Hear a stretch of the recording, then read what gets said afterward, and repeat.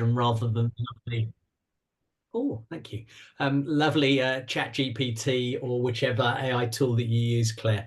Um, so what are we going to talk about? Let me start by sharing my screen. So we're going to talk about AI, and I'm particularly going to focus on research. My plan is to speak for about 45 minutes or so, and then it'd be great to move into some questions and also for you to share your thoughts and experiences because I get so much from colleagues on calls like this who bring their perspective, their anxieties, their new insights, their own research, so we can learn collaboratively from each other. So Claire's already given you a little bit of a blurb. If you do want to connect with me, there is my QR code for LinkedIn. So it's always lovely to connect with colleagues. And generally, when it comes to new books, research, other bits and bobs that I'm writing about or thinking about, I post those on LinkedIn so you get free access to that research. So grab your smartphone if you wish to do so and connect with me. If you're on LinkedIn, of course, just type in Jonathan Passmore and you'll either end up with me, and this is what I look like on the slide, or alternatively, you might end up with the Jonathan Passmore who's currently serving a custodial sentence in the United States for murder. That isn't me, mainly because I think the internet connection from America and prisons is really poor. And that is also that he's much younger, better looking, but black. So you've got me for today anyway. So I'm going to kick off with telling you about some of the research and writing that I've done recently. Claire said, yes, you can mention or do make sure you mention some of your books. Your most recent one, she said. So here are six, seven maybe, that have come out in the last 2 years or so.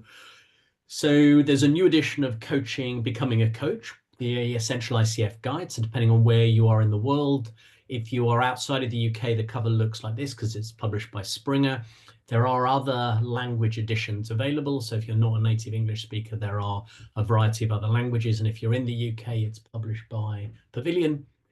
And there's also Becoming a Team Coach that we produced, Paul, Lucy, Katerina, a couple of months ago. And for those who are doing AC, PCC, or MCC, Becoming an ICF Coach gives you, for the first and only time, the marking guide used by the ICF assessors. So the bars and markers, to the best of my knowledge, they are not published anywhere else. So it tells you what they are. So what should you actually be doing? This is the level beneath the competencies. So it's like a cheat's guide to doing your ACC, PCC, or MCC. And then we've got a range of MCCs to talk about what they look for when they are marking those. So how do people bring them alive? So those might be interesting. And then in the right-hand column are more academic, science-based books with a practitioner spin. So you might want to check some or any of those out. So having done the advert at the very beginning, let me get to the bit you're interested in. AI, well, haven't we come a long way since, I don't know, 2.5, 3 years, the emergence of ChatGPT into the public consciousness? And many people, many of you on the call have started to engage with AI, with ChatGPT. Some of you, a number of you, probably have started to develop your own AI coach bots or are using AI tools, having produced your own way of using that, not just the generic tools that are available on their website. So started to personalize it for you and the tasks you want it to perform, responding to email or as another, as not only as a conversational assistant, but as a virtual assistant. So when we start to think about AI and its role in coaching, we thought it was really important to set a definition, a boundary. So what are we specifically talking about when we talk about AI coaching? And really here I'm talking specifically not about AI coaching, but AI coaching agents, sometimes AI coaching bots, as the term that has been used, although there are a variety of other words that are used in the literature to describe them. So here's our definition: synchronous coaching. So it means it's happening in the real moment, where the machine replaces the human coach. And that AI coach, the machine, facilitates their human client in goal setting, issue exploration, self-reflection, and developing insights and actions. So we can certainly think of products that are on the market that are badged as AI coaching. I won't mention the names of those specific products for obvious reasons, because people get upset. There are products out there who say they're coaching, but they are more, I would say, AI training bots, AI mentoring tools, AI conversational agents, but they are not engaging in what you and I might consider to be coaching if you're a trained coach, which is about that exploration aspect. It's about creating space for reflection and helping individuals develop insights. I might even say actions and motivation. And while there are bots that are doing this, there are coaching agents that are doing this, not all of them do it. So that's the definition, is what I'm talking about when I'm talking about AI as a conversational partner. So let's start our journey, and you will see, or I'm going to try and make sure that I put loads of QR codes. So if you're the sort of person who likes to follow up by reading the original article, then there's a QR code. You just click on it and get taken through to that particular page. And if you're a super quick reader, by the end of the presentation, you can ask me lots of tricky questions based on the papers or the limitations of the papers, or alternatively, you could follow them up if you're interested to do so later. So systematic literature review meant that what we did was to search on academic websites to identify all, or as many as possible, of the papers that were published referring to coaching and AI. Some of these are the use of AI as a conversational agent, and others are using AI in other ways. So the literature was fairly sparse when we undertook this study. So we were really going up to the very beginning of 2025. There are more papers that I'm going to be talking about in this presentation that I'm certainly working on that are due for publication in the coming weeks. So you're going to get an inside scoop. And I know other colleagues have either published or are working on too. So it was a snapshot of a particular moment in time.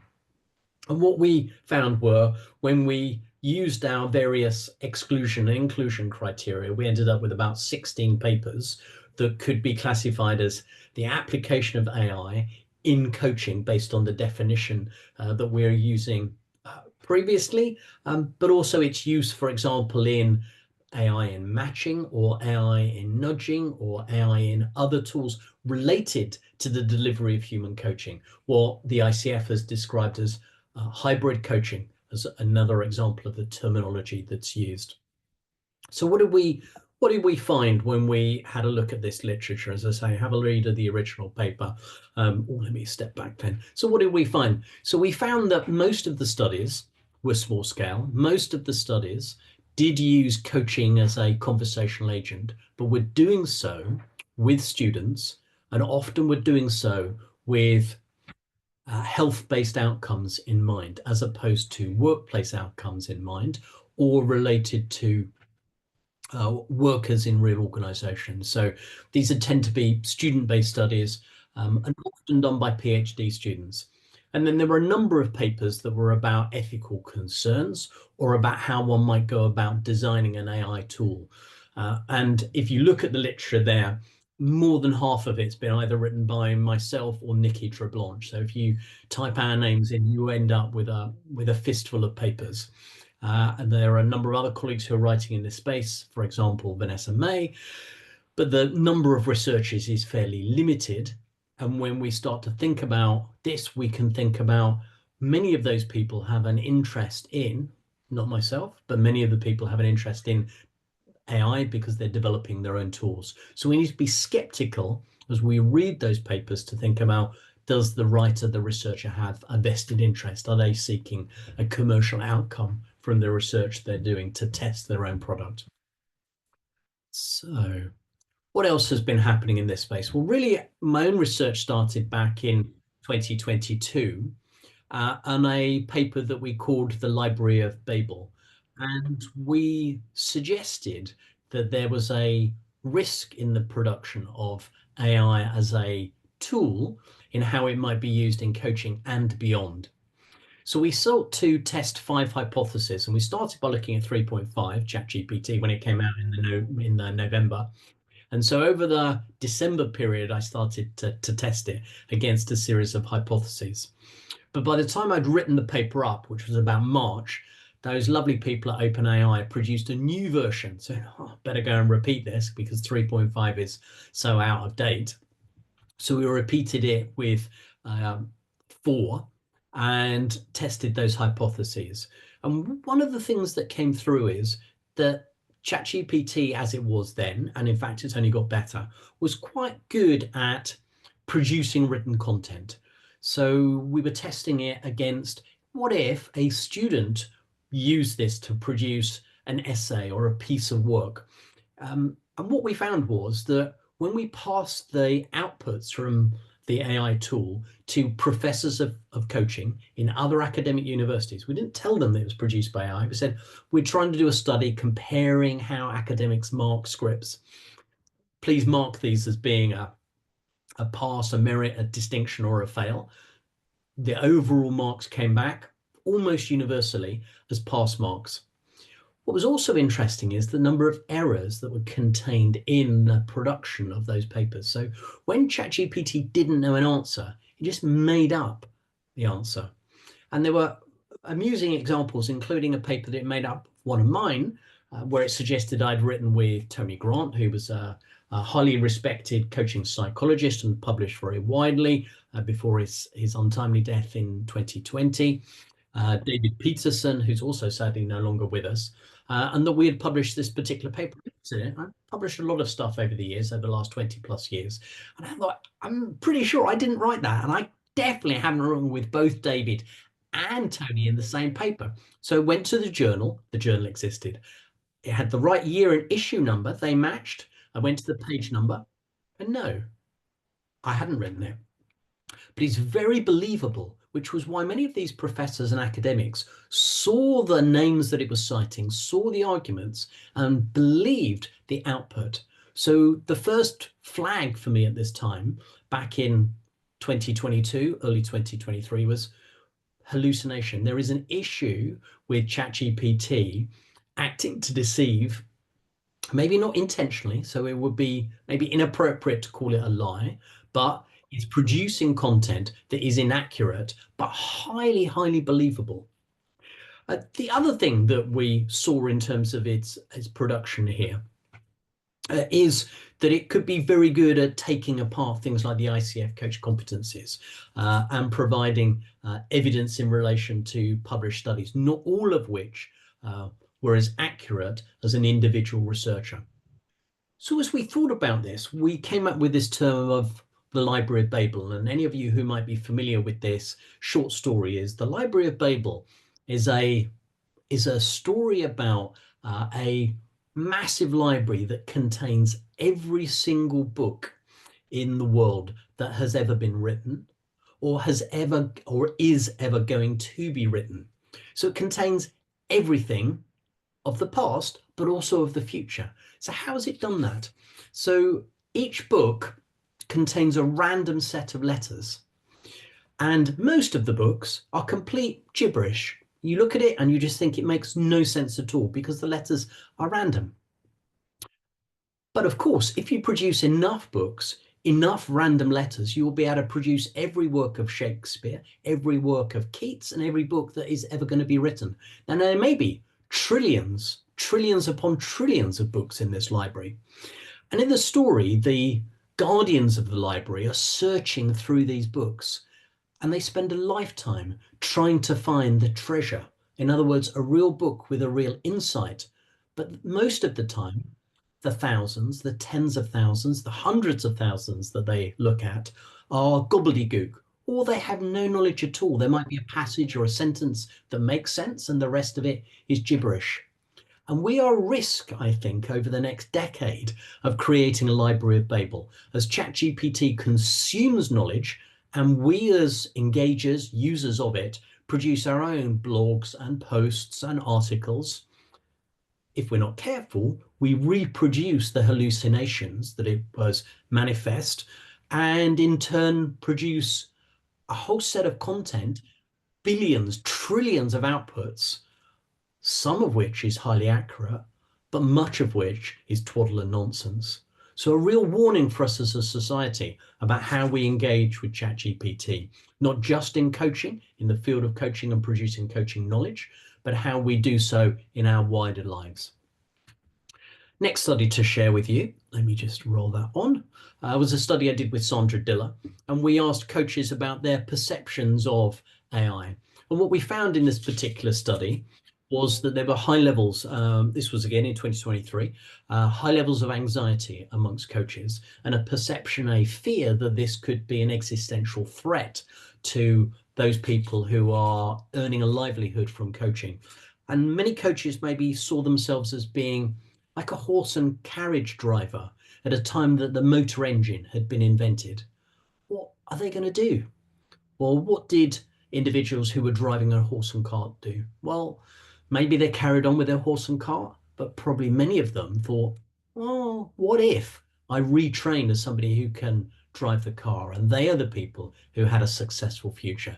If you were a blacksmith and you saw the emergence of those new technologies coming, what would you do? Maybe you would use your skills with metalwork in a different way, no longer making horses' hooves and shoes, but instead maybe making gold rings, making jewelry for individuals. So we need to, as coaches in this time of change and as workers more generally, how do we reinvent ourselves? How do we stay up to date with technology? How do we leverage that power of technology to produce the best outcomes for ourselves and our future careers? Next paper to share with you is another one with David T. And we started to explore the ethical aspects. And many of these themes have started to now been talked about more widely. But we had concerns about data privacy.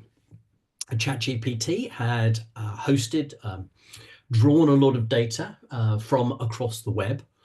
When we put information in, where was that going? Where was it held? How was it used? There was no statements about this at this particular time in 23 from ChatGPT or any of the other AI platforms. Now, there is statements about data privacy. We also have concerns, well, if it's using my data, what if I put an Excel spreadsheet in from my organization? What if I ask a question, if I'm another user, about the financial performance of that organization? Would it then just churn out that spreadsheet that somebody else has input?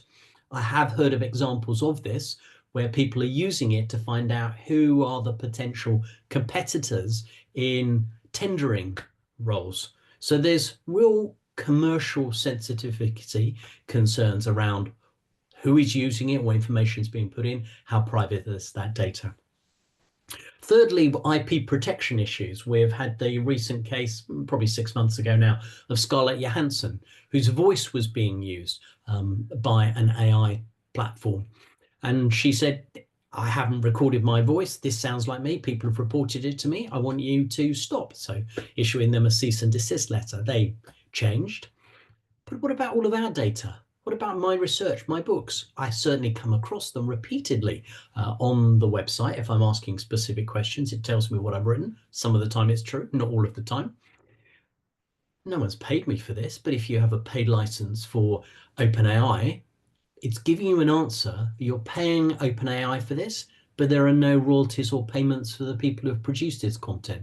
Not surprisingly, there are a number of legal cases going on, not me, but others in the United States who are pursuing AI producers for IP. What about their royalties? What about their payments? So we might well see in the course of the next year or two, some AI providers changing their approach, maybe potentially making payments. Have we created in some of these tools the knowledge Napster?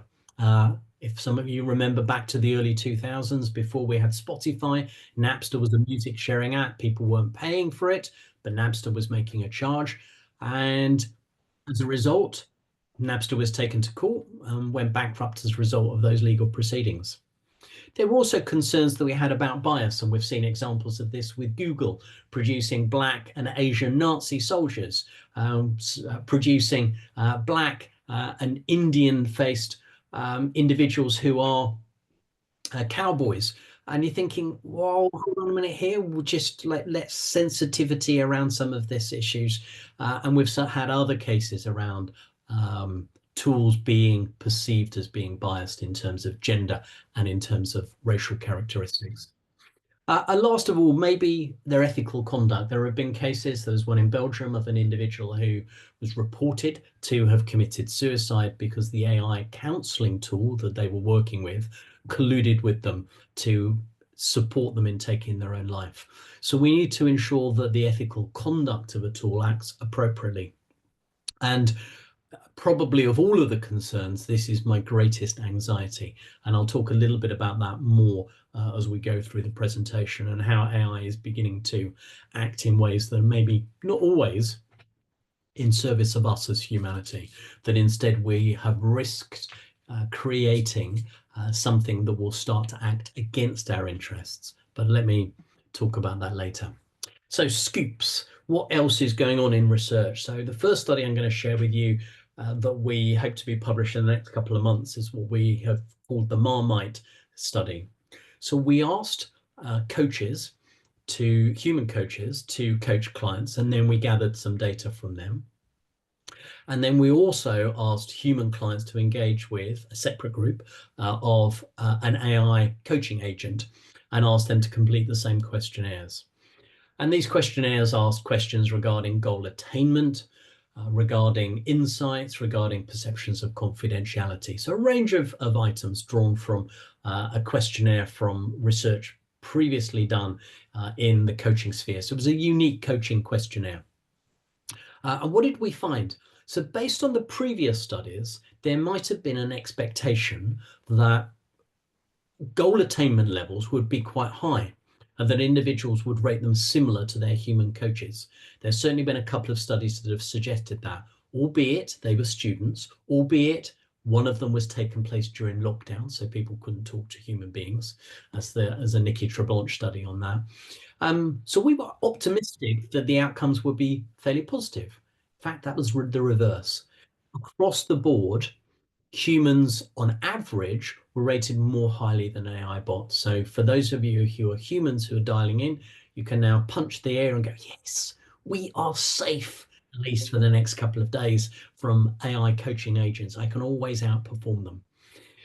Well, there was a small group of individuals, about 10%, that on some characteristics rated the bot as high as human coaches. So people were rating their human coaches out of 10, 8, 9, 10, whereas bots, they were typically rating as 2, 3, 4. But a small percentage, about 10% of them, when it came to goal attainment and it came to insights, they were rating it towards the scores of humans. Now, what we don't know is, was that just a quirk because the sample size is really small? So it's not statistically significant, the number of people. We're talking about a handful. But it was interesting. And is this group different from the other 90%? Are these individuals who have got high levels of technology? Is it to do with age, a generational issue? Was it to do with neurodiversity? The arguments have been in some of the literature that individuals with neurodiverse characteristics might prefer to engage with an AI bot rather than with a human coach. So there are certainly some further aspects to explore, but this is the first and only study that I'm aware of that used adults in the workplace to talk about workplace issues. And maybe, this is our hypothesis, that those people who have had experience of the workplace have higher expectations and are used to having coaching conversations from human. So when they compare the two, maybe not directly in this study, but in previous conversations they've had with a human coach, they're more skeptical of the abilities, on average, of an AI coaching bot. Not that it has no value, but it's not as good as their experiences of engaging with a human coach. So hypothesis, we need some more research. Now the counter to this. Second study that we did looked at AI coach bots' performance against the ICF competencies. So for those of you who are just kicking back thinking, yes, well done, Passmore, you've provided the evidence that I need to make sure I've still got a job next week.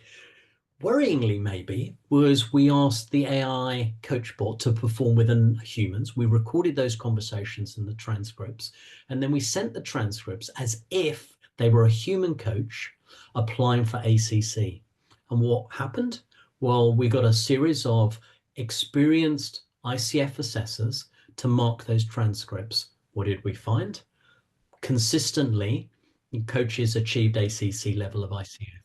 So what it seems is that as a starter at a transactional, grow-based style conversation, open questions, staying on script, goal setting, contracting, the very basics of what you might expect an ACC coach to do, the coach bot is at that level. And there were flashes from the feedback that we had from the assessors of PCC, not at PCC level, but examples of interventions that might be considered to be PCC. So certainly we can see an overall trajectory of improvement. And already we can see that AI coach bots, coaching agents, can coach. But the evidence so far is maybe not quite as good as a PCC or an experienced coach. But the trajectory, the pace of development means that AI tools are probably going to learn more quickly than you or I. So where does that bring us? If you are interested in some of these studies, here is a collection of some of those papers. You can follow on the links, take a photo of this, go to the DOI code. So the Sandra Diller paper was the coach bots, that's the anxiety. The Library of Babel paper and the coaching ethics paper are there with David T and the systematic literature review. There's another paper coming out very shortly in the International Journal of Evidence-Based Coaching. I think that comes out in the summer. And then the two other papers that I've referred to so far are the Coach Competencies and AI versus Human Coaches Experimental, Quasi-Experimental Design Study that should be appearing in the next couple of months. And if you connect to me, there's the QR code there, then I will post on LinkedIn those papers so you don't have to pay to get access to those, because many of these research papers are in journals where you have to subscribe or buy the copy of the article, which can cost 15, 20, 30 pounds. There is another paper on the go about AI coachable design and another study looking at the views of HR managers. And just to give you a quick scoop in relation to that, because I've just finished it in the last couple of days, is that organizations are increasingly interested in buying AI coaching.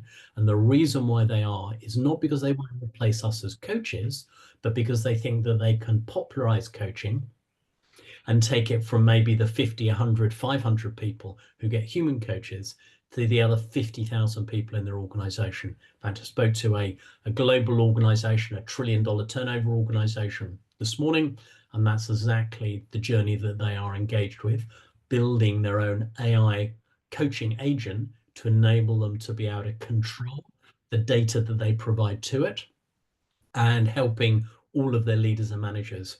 And what's the evidence that these have some value? So there's a couple of fantastic papers that say AI tools can improve performance, generally somewhere between 12 and 40%, improve the quality of output, increase the speed at which we work. So that's a paper called The Jagged Edge of Technology. And the same researchers at Harvard also produced a paper that came out about 3 weeks ago called Cyber Teams. And there they're suggesting that organizations should start to think about how AI tools actively play as a team member. So the creation of an integrated human and AI tool teams where specific tasks or processes are allocated to the cyber team member, and humans then either review and quality control. The challenge in both of these papers that they identified is very similar to what I'm identifying here, is the problem that technology is moving really, very quickly, and that as a result of this, it's very difficult to identify. This is this jagged edge issue. What are the tasks that the AI tool is better at doing, and which are the tasks that humans are better at doing, and which tasks does it need to be closely controlled? Because one of the other findings is that, like our paper in relation to hallucination and ethical conduct, is that the AI tools are unreliable. So you need an experienced individual to be able to engage with them, to discern judgment and wisdom, what's the truth and what's the lie. So let me stop at that particular point. By all means, take a photo, take a QR code. If you want to follow up with that, I'm going to stop sharing and we'll come and have what will be an interesting conversation.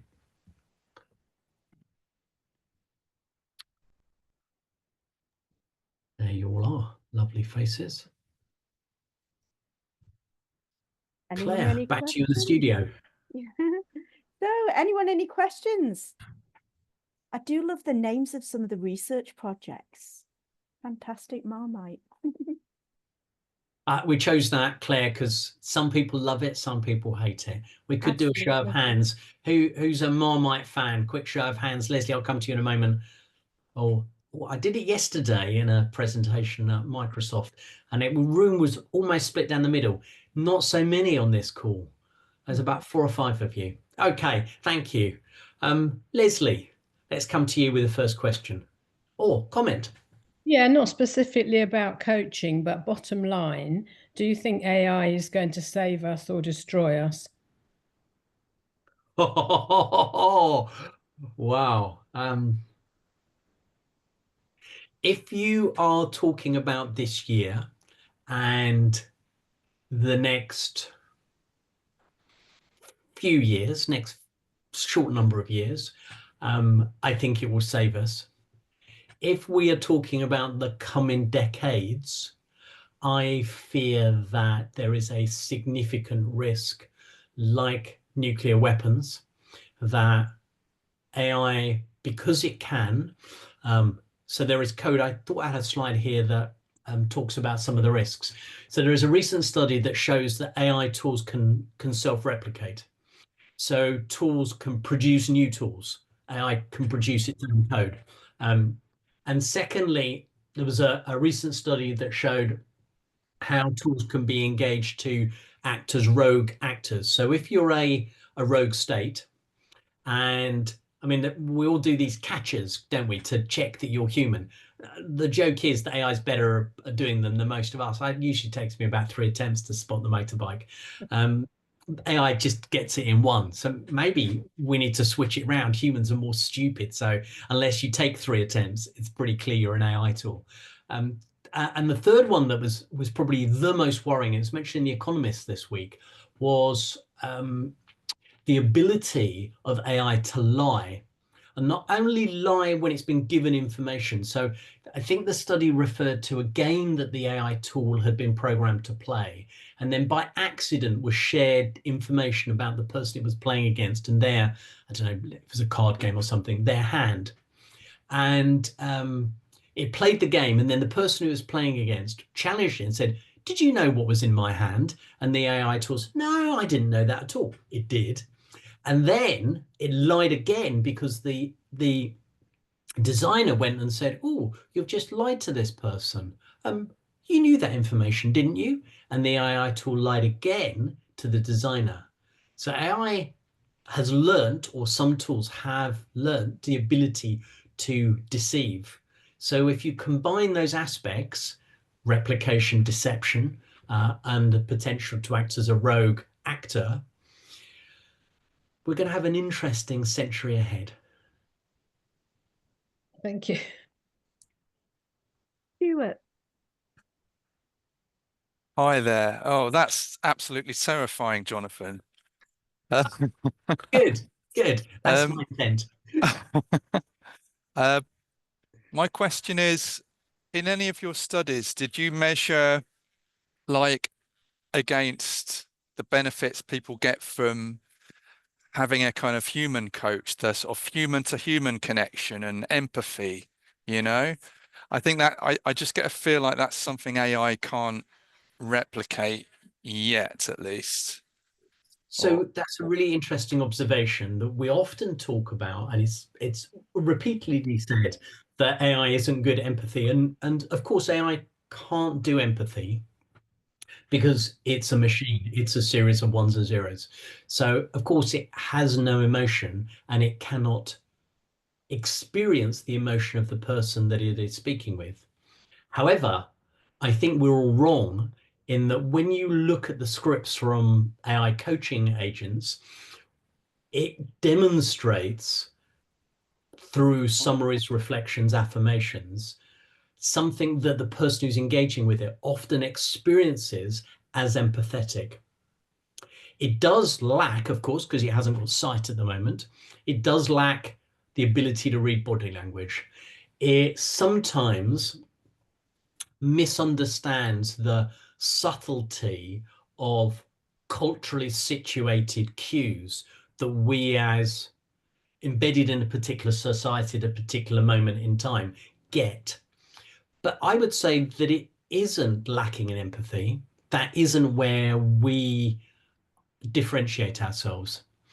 And I've just been talking with some colleagues, and we're just doing a series of studies looking at where we think humans should amplify their coaching. And one of those is humor. So if you've ever asked ChatGPT for a joke, Yeah. it really tells you a dad joke. I know, and my children are very quick to tell me my dad jokes are not very good.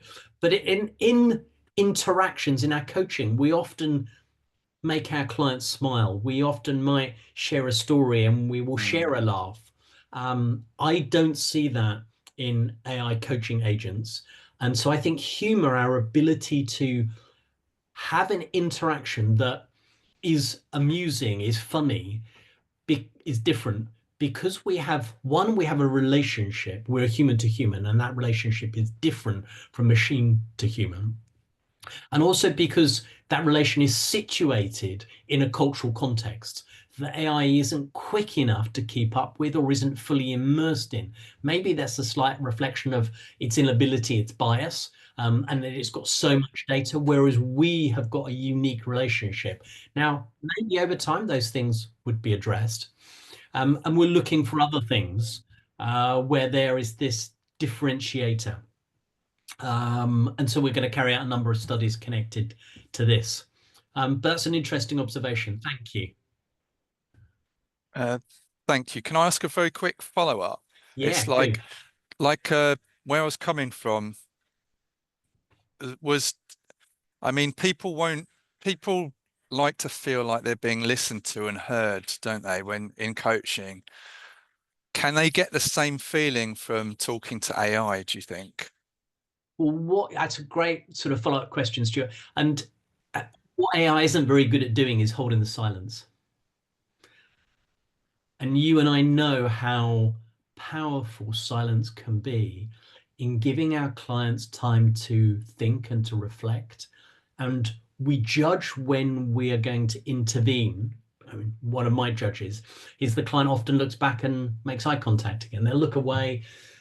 They might change their breathing. They might, you'll see a change in body posture, and then they re-engage. They've done the thinking and they're re-engaging with me. I can't pick up those cues yet.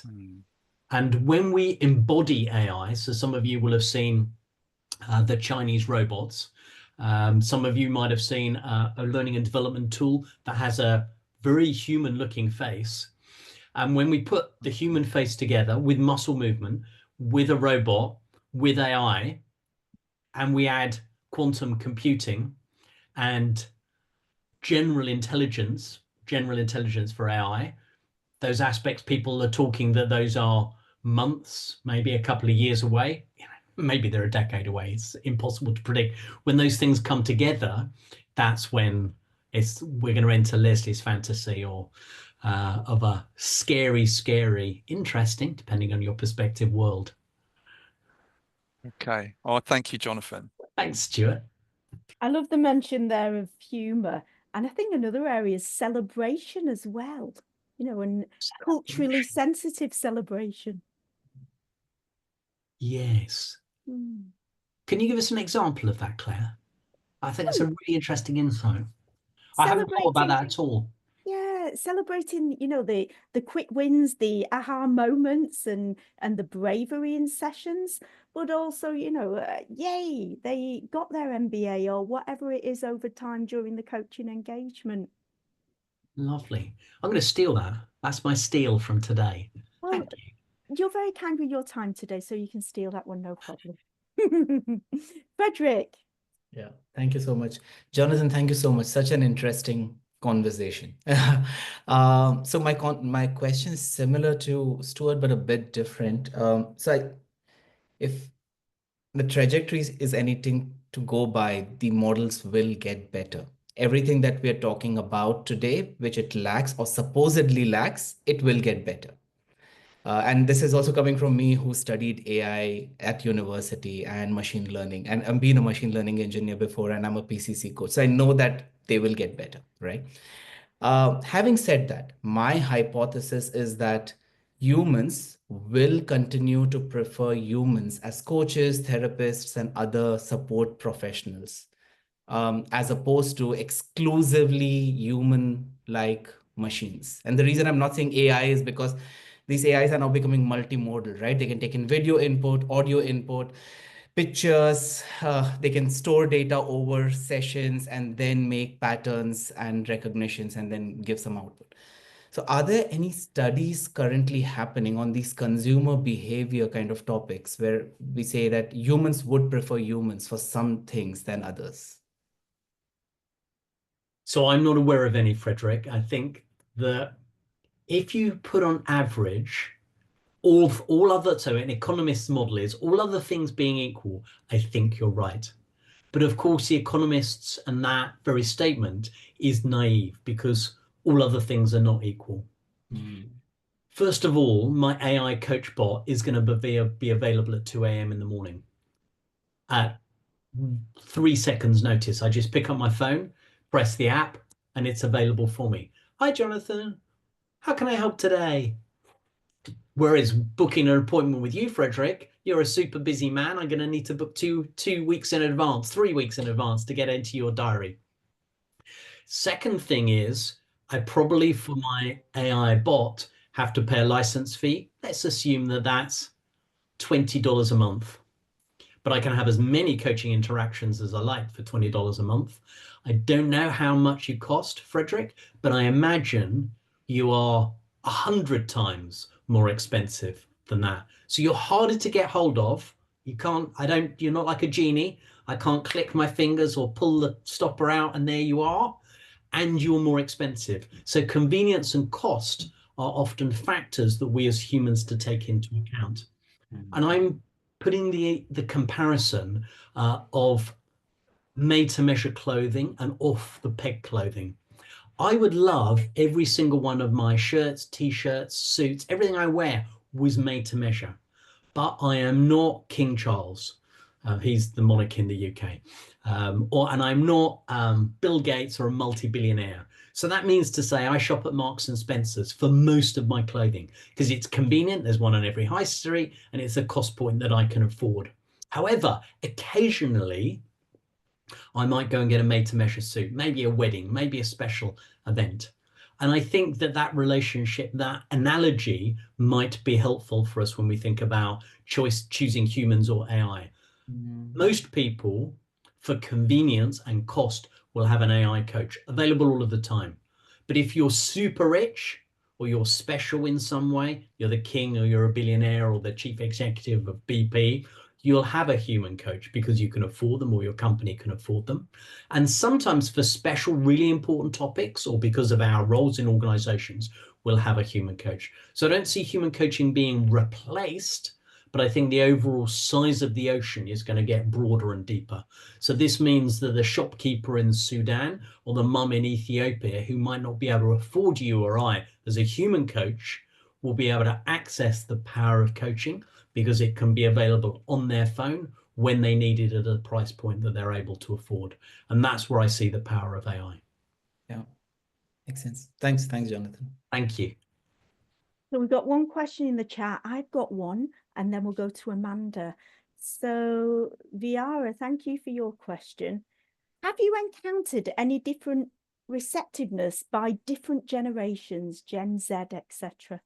Yeah, so this is a frequently raised topic pretty much on every presentation I've given for the last 3 years, is a perception that Gen A, so Gen Alpha, or even Gen Beta as they're coming through, as they enter their teenage years and then enter the world of work, will view technology in a different way to those people who, when I was at school, we had one computer. It was in a cupboard, but none of us as pupils were ever able to touch it.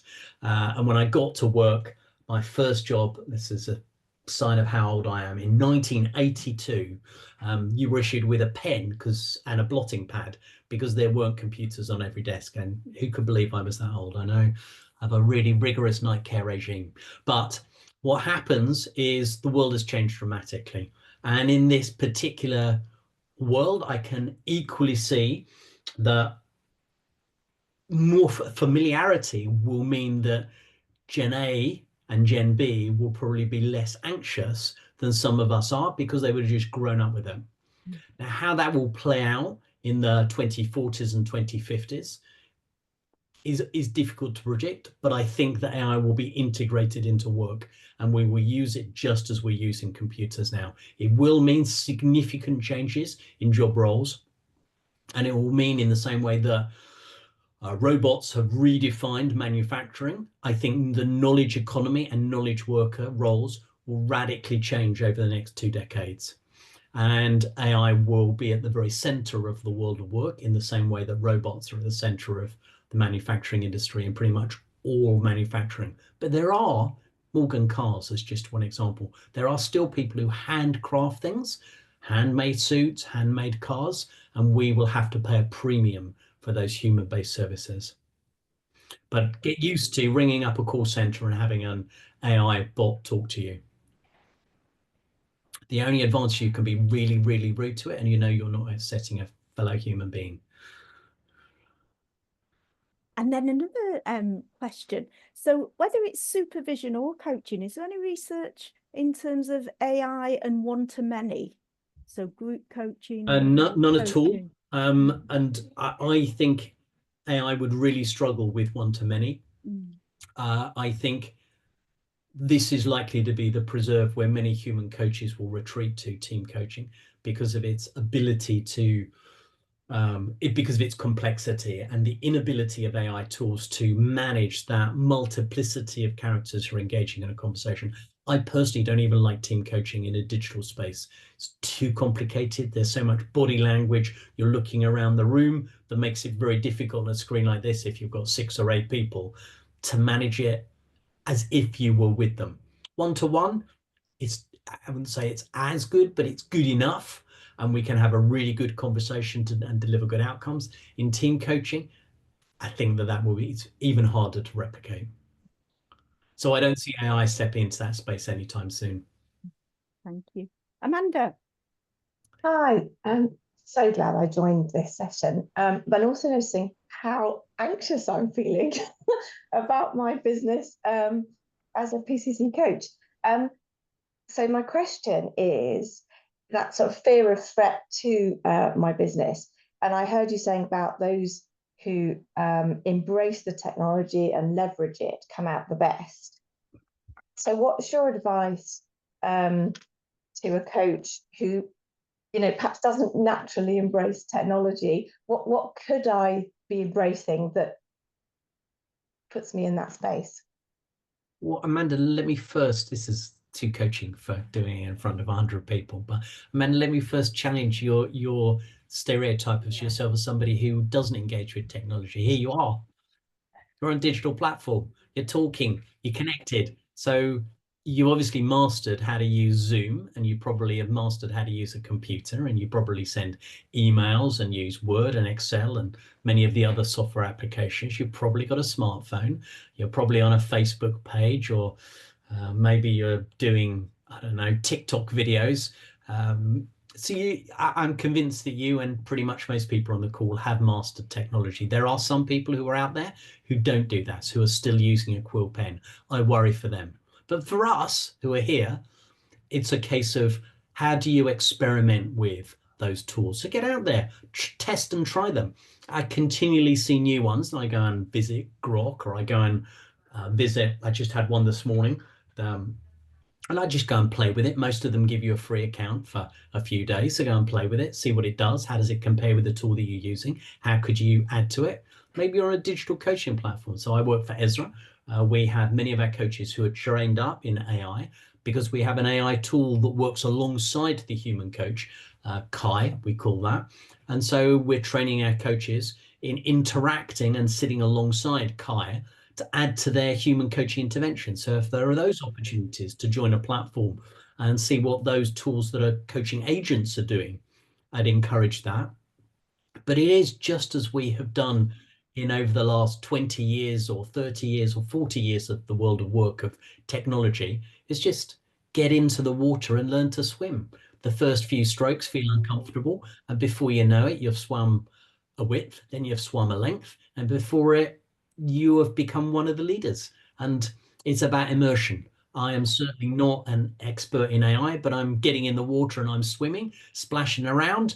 And as I do so, I learn a bit, and I have calls like this and I learn a bit more from colleagues. It makes me think. Just get out there and swim, and it will help you in your practice. That's what I would suggest. Thank you. I'll take away, be brave and reframe my thinking on technology. Yeah, absolutely. You are brave. You're here. Thank you. Thank you. Aaron. Hi, thank you so much, Jonathan. This is really thought-provoking. I'm going to potentially stretch you now in terms of your placement here of knowing AI, knowing coaching, as you do. If you were to distinguish between the advice that you would give at different levels of coaching, is there something different you would advise an ACC coach, a PCC coach, or an MCC coach? What a fab question. Gosh, you are a really good group. I would say I would encourage you towards moving towards master practitioners. So differentiate yourself through your skills level. And clearly AI will learn quicker than you. But for many of you who are ACCs, progress towards a PCC, or if you're with the MCC, take that journey to being a senior practitioner and a master coach, and take your journey towards being an MCC, if your aspiration is to continue to coach. Second thing that I would say, if you're a PCC or an MCC, is if you love coaching and you want the hours, one, that's good in terms of your journey towards MCC, would be to supplement your private sole practice by joining a platform. So it'll give you access to lots of new things that are happening. I think that could be useful for PCCs and MCCs. And here's the contentious bit. So my apologies to people who are in this particular stage. If you are just thinking of doing a coaching qualification and spending 5, 10, 25,000 because you're just starting on your journey, my advice is don't. I think we have reached peak coach. So I've started over the course of this year, maybe the tail end of last year, using this particular phrase, because I think, and of course, there are exceptional individuals who have got great talent who will succeed. But for many people who are just starting out in their coaching journey, to spend a year learning something where technology is already beginning to move in, where there are already 150,000 coaches in the world, and this is my main point, we've got enough coaches to meet the demand for humans. Do we need another 100,000 coaches? No, we need to give the current 150,000 coaches enough work so they fill their plates, and AI will then do the rest. What we have seen over the last 25 years, and Claire's nodding on this, is a continual reduction in price. So when I was a small boy in short trousers back in the year 2000, or in 1998, and started doing the coaching thing, fee rates were typically £500 and £600 an hour. There are probably some people on the call who still charge that, but if you go and join a platform or you're tendering for work against platforms, those rates do not wash. So the average rate has been declining every time the ICF does a survey, and the trajectory is downwards. And I can see that as it's a simple case of maths. As supply increases, there hasn't been a significant increase in the level of demand that matches that, or only as the price point has decreased. So what we've seen is a reduction in price. And we will reach a point, and we're probably not too far away from that, where instead of prices being $120 for an hour, they're dropping towards $60 and $70 an hour. Could we have another cut in half? $30 an hour? Hands up on the call who wants to work for $30. It's a quick showcase of that. Nobody? Yes. So there isn't too much further to fall in terms of price. And so the gap will be filled by AI. And if you're starting out and spending $10,000 on a course, if you're paid $50 an hour and you take out your costs, how many hours do you need to do to pay back the course? Are you better off retraining as something else? So that's where I'm sitting on this issue. PCCs move towards MCC, ACCs to move towards PCC, and ultimately MCC. That keeps your skill level and differentiation going as long as possible. And for those people who are new to the profession, go and find something else to do, because I don't think it will be financially rewarding. If you love it, of course, do it. You know, see it as a hobby, see it as a side hustle. And if you're happy with 30 bucks, you know, do a couple of sessions. Of course, it's immensely rewarding, but to see it as a primary source of income, I think that world is disappearing fast. Sorry. Jonathan. You agree, Aaron? What do you think? Thank you. Really interesting. Okay. Thank you. We have reached the top of the hour, so I'm going to need to disappear in about 90 seconds. Sure. Claire. Thank you so much. I expected thought-provoking, absolutely. Really appreciate the research side of things, especially. And if anyone wants the links, we'll make sure when we send a thank you email, we'll put the links from the chat, because there's some really interesting things in there as well. Jonathan, wonderful. We'll all be following you even more. And thank you everyone for attending. Have a wonderful rest of the day. Enjoy your afternoons, evenings, or mornings. Bye-bye. Bye-bye.